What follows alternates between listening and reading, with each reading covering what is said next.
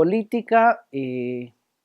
es el conjunto de asuntos y el conjunto de prácticas que le conciernen a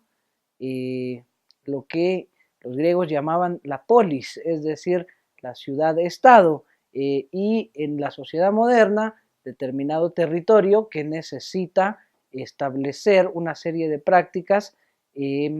para autogobernarse, para gobernar determinado territorio y para establecer también formas de relación con territorios exteriores. Es desde la manera en la que yo lo entiendo, la capacidad de que ejercen los actores políticos para tomar decisiones e implementar formas de gobierno en representación de la ciudadanía, es decir, en representación de toda la población. El poder en ese sentido, entonces, es un poder que se les confiere, digamos, a los actores políticos desde la población para que ellos decidan en representación de la población. Son los actores no específicamente políticos o no directamente políticos que sin embargo influyen en la vida política de determinado territorio o sociedad, es decir, son actores que no se dedican a hacer gobierno y que sin embargo ejercen, digamos, cierta influencia en la toma de decisiones que sí se llevan a cabo por parte de los políticos ya directamente, ¿no? En este sentido, digamos, podríamos pensar en la academia o los medios de comunicación o las organizaciones de activismo social como elementos de la sociedad civil que constituyen también factores de poder. En un sentido bastante amplio, el Estado ya es el conjunto de instituciones que dentro de una sociedad políticamente organizada se dedica a la administración e implementación de las formas de gobierno. Es, digamos, dentro de una sociedad democrática moderna, el lugar de mediación, digamos, ¿no? Entre la población y el Estado, y es el medio que se dedica, digamos, a la administración y ejecución de las políticas que se establecen desde el Estado en función de los intereses y aspiraciones de la población. Muchas gracias. Mi nombre es Pedro Francisco Guzmán Escobar, soy abogado y notario.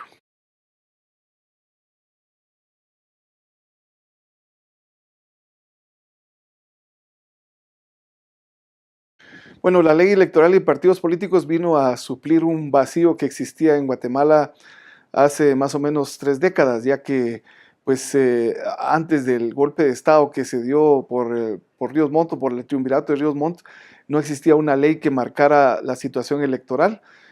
Por eso hubo tantos desmanes en los gobiernos militares anteriores a ese periodo, y en el retorno a la constitucionalidad pues se empezaron a buscar las figuras necesarias para crear una ley que regulara la materia electoral. El propio Ríos Montt emitió durante su gobierno de facto una ley de organizaciones políticas, pero pues hasta que fue el retorno a la constitucionalidad prácticamente todavía alcanzó la Asamblea Nacional Constituyente a emitir el decreto 1-86, que es precisamente la ley electoral y de partidos políticos, y que pues ha permitido de alguna manera ordenar todo lo relativo a la materia eleccionaria.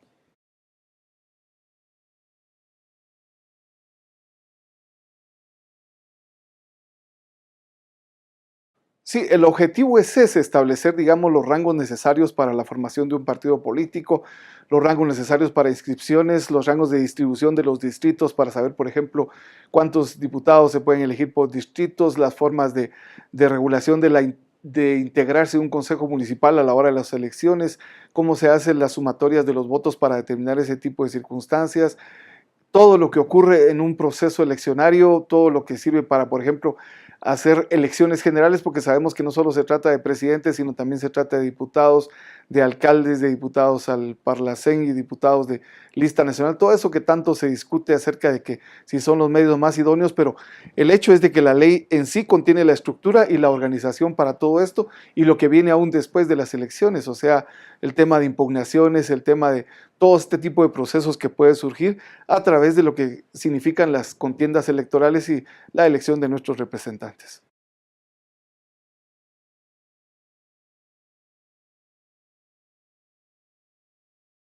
Sí, es interesante considerar esto porque resulta de que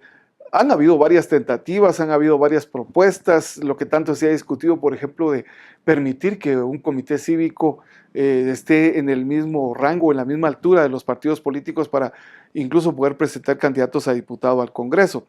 de la República. Y pues aparte de eso, de esas bastantes propuestas que se han dado, finalmente hubo algunas que llegaron a ser aprobadas por el Congreso. Esto fue justamente el año pasado a través del decreto 26-2016, ya fue un impulso del actual presidente y del actual Congreso emitir ese decreto para que las reformas de alguna manera vengan a tratar de darle una mejor estructura aún a la ley electoral y de partidos políticos. Nosotros nunca hemos estado como estudiosos del derecho muy conformes con reformas que, como se dice en lenguaje coloquial, ya solamente vienen a darle maquillaje a las leyes. Pero estas leyes que son de jerarquía, puede decirse constitucional por el hecho de que fueron emitidas por una Asamblea Nacional Constituyente, deberían de requerir tal vez un tipo de reformas un poquito más serias, más profundas y más estudiadas o analizadas. En este momento, por ejemplo, a través de esas reformas lo que se permite es que los extranjeros puedan votar, los guatemaltecos puedan votar en el extranjero, allá donde se encuentren, que puedan tener alguna participación. En el caso de las repeticiones de elecciones, pues que los votos nulos mantengan ese estatus de votos nulos. Y quizás algunas de las cuestiones que se ven como interesantes es el control que se establece para lo que tanto ha generado polémica en Guatemala, o sea, los fondos o los financiamientos que casi siempre terminan siendo oscuros para los partidos políticos, por ese tema de los techos de campaña que nunca topan, por ese tema de la falta de control, pues ya se trata de establecer líneas un poquito más fuertes como la intervención de la Contraloría General de Cuentas y el propio Tribunal Supremo Electoral para que estos techos finalmente tengan tope y que para que se pueda determinar exactamente de dónde vienen los fondos, la tasa que se puede establecer por el número de ciudadanos que van a elegir en un determinado distrito o los que componen un determinado comité electoral o un partido político para que no se pase de eso. En ese sentido, pues eso lo vemos con muy buenos ojos, lo vemos muy sano porque es precisamente por esas deudas políticas que se han adquirido que terminamos con sistemas que nos gobiernan de manera corrupta para poder recuperar esas deudas políticas.